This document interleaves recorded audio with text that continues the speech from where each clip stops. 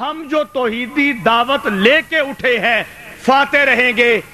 یہ بتانے کے لیے کہ دیوبندی کون ہے آتے ہیں میری جماعت کے بزرگ حضرت مولانا شہاب الدین صاحب خالدی مدظ اللہ علیہ۔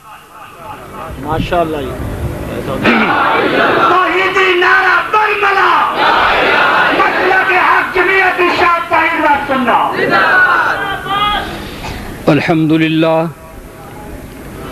الحمدللہ وکفا والصلاة والسلام علی سید الرسل وخاتم الانبیاء سیدنا و مولانا محمد المصطفى وعلى آلہ المجتبى واصحابہ الاسفیاء وازواجہ الاتقیاء اما بعد فاعوذ باللہ من الشیطان الرجیم بسم اللہ الرحمن الرحیم یا ایہا الذین آمنوا اتقوا اللہ وکونوا مع الصادقین آمنت باللہ صدق اللہ العظیم۔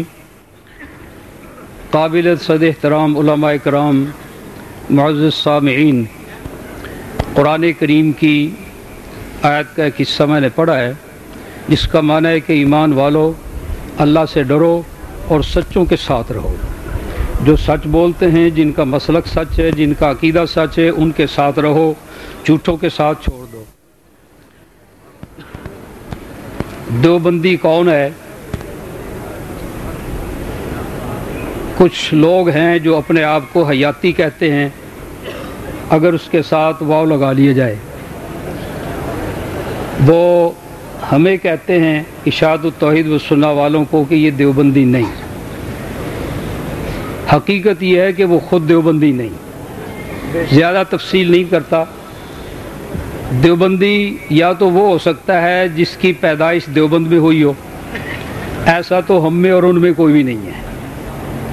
نہ ہم میں کوئی ایسا ہے جس کی پیدائش دیوبند میں ہوئی، نہ ان کے اندر کوئی ایسا ہے۔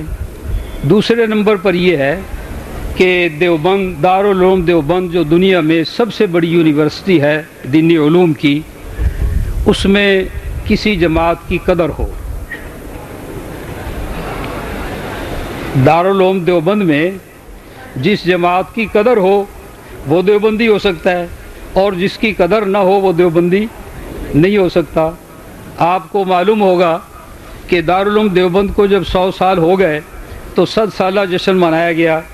اس میں کئی شیوخ الحدیث، کئی شیوخ الفقہ، کئی شیوخ التفسیر اور بڑے بڑے لوگ گئے بڑے کر و فر کے ساتھ۔ وہاں مختصر بات یہ ہے کہ پاکستان کے علماء میں سے، ہاں جی آواز صحیح کرو بھی، کیا بات؟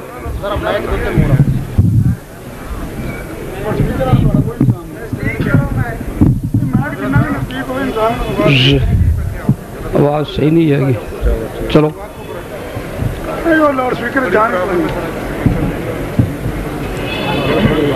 جن لوگوں نے دارالعلوم دیوبند کے اندر حدیث پڑھی تھی، ان کو سندیں ملی تھی، وہاں ان کی دستار بندی کرائی گئی۔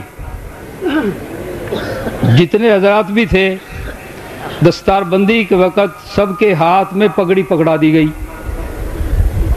جو آتے گئے ان کو پگڑی ہاتھ میں پکڑا دی گئی۔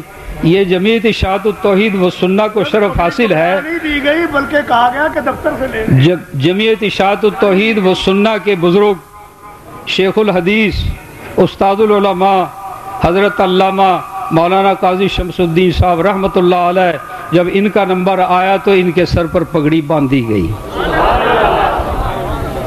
باقی سب کو پکڑا دی یا کہا جا کے دفتر سے لے لو۔ قاضی صاحب کہہ رہے ہیں میں تو گیا نہیں تھا، یہ گئے تھے، تو حضرت صاحب کو پگڑی بندھوائی گئی۔ سارے وہاں اور بھی حضرات تھے۔ مسئلہ یہ ابھی پاکستان میں سے کسی کو دعوت دی جائے اس جشن کے اندر خطاب کرنے کی دارالعلوم دیوبند کے سٹیج پر، تو خطاب کے لیے کسی شیخ الحدیث کو، کسی شیخ الفقہ کو، کسی ایسے ایرے غیرے کو نہیں پوچھا گیا۔ یہ بھی جمعیت اشاعت التوحید و سنہ کے شیخ القرآن حضرت علامہ مولانا غلام اللہ خان صاحب رحمۃ اللہ علیہ کو شرف حاصل ہے۔